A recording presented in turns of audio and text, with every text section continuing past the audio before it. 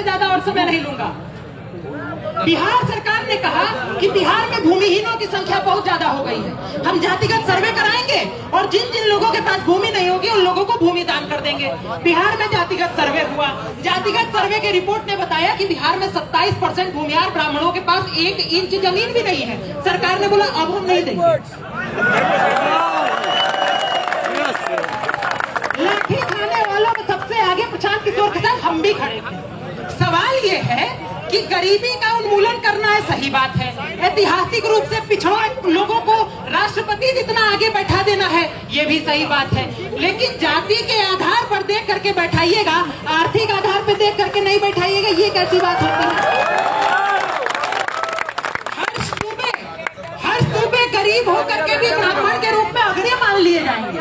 आदित्य राज सिंह गरीब होकर के भी दिल्ली आने का पैसा भले नहीं होगा, लोन लेकर के आएंगे, लेकिन फिर भी अमीर मान लिए जाएंगे।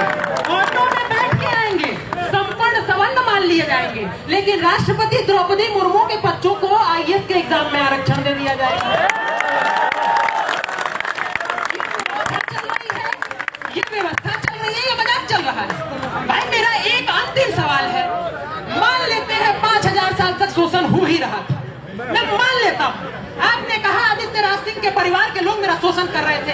आदित्य राज सिंह हाथ जोड़ के समाज के बीच में खड़े हैं। आप बताइए मेरे पूर्वज का नाम क्या था जो शोषण कर रहे थे? हम हवाबाजी चलता चला जा रहा है। वो प्रधानमंत्री मोदी जो सामान्य वर्ग में जन्म लेते हैं, 1992 में जिसकी जाति को ओबीसी में डाल दिया जाता है, संसद में खड़े होकर के कहते हैं मैं तो अति पिछड़े समाज से भी अति पिछड़े समाज से आते हैं। और ऑस्ट्रेलिया का प्रधानमंत्री खड़े होकर के कह देता है prime minister is the boss. उसके बाद भी हम सम्मान के साथ पूछना चाहते हैं, इतना सम्मानित होने के बाद आपको अति पिछड़ा खुद को बोलने का अधिकार दे कौन रहा है? आप एक व्यक्ति नहीं थे, आप हमारे प्रधानमंत्री थे। जब हमने आपको पिछड़ा नहीं माना तो आपने अपने आप को पिछड़ा कैसे मान लिया? इन सवालों पे कोई बात ही नहीं कर रहा है, इन सवालों पे कोई बात ही नहीं कर रहा है। हर दूसरे ने कह दिया, आदित्य राज सिंह ने कह दिया कि भाई आर्थिक आधार पे आरक्षण दे दीजिए, कह रहे हमारा हक छीनना चाह रहे हो। मेरे भाई तुम 90% हो इस देश में, तो तुम ही दावा करते हो। तो अगर आदित्य राज सिंह और हर दूबे कह रहे हैं कि 50% आरक्षण तुम आर्थिक आधार पे दे ही दो, तो रेशियो के हिसाब से भी 80% तुम्ही को मिलेगा।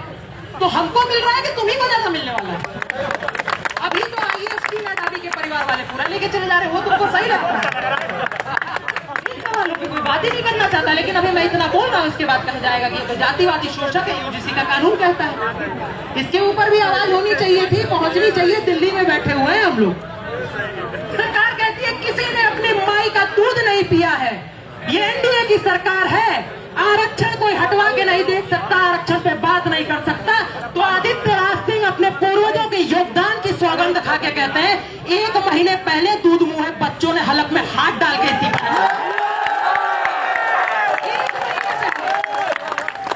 प्रधानमंत्री जी, आप इस देश के सबसे बेहतरीन प्रधानमंत्रियों में से एक हो सकते हैं, इस बात में कोई सवाल नहीं है। लेकिन एक बात ध्यान रखिएगा, शोहरत की बुलंदी भी पल भर का तमाशा है, जिस डाल पे बैठे हो टूट भी सकती है। ध्यान रखें, एक छोटी सी मांग को लेकर के हम लोग यहाँ आए हैं। हमारा देश है, आप कह रहे हैं 5000 साल तक तुम ही राजा हुआ करते थे। आपने कहा देश महत्वपूर्ण है, हमने कहा 550 रियासतें ले लो, लेकिन देश नहीं टूटना चाहिए।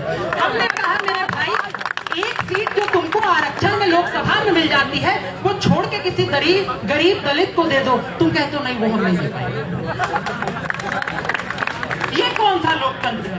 ये कौन सा मजाक आप लोगों ने इस देश की व्यवस्था का बना रखा है?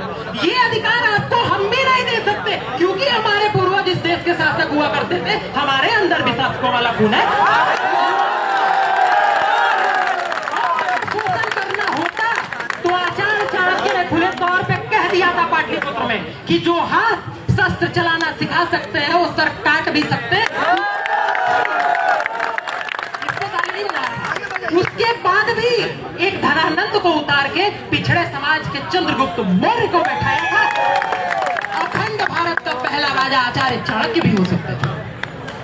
ये समझने की जरूरत है। हमने हमने इस देश के लिए त्याग किया है।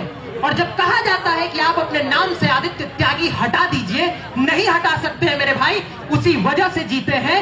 मौलिक कर्तव्य कहता है अपने देश की संस्कृति विरासत पर गर्व करना आपका कर्तव्य। ध्यान रखिएगा, किसी को घमंड नहीं होना चाहिए। इंदिरा जी को हुआ था, Indira is India, India is Indira, तोड़ दिया गया। हमारे आपके पूर्वज ही वहां भी मौजूद थे।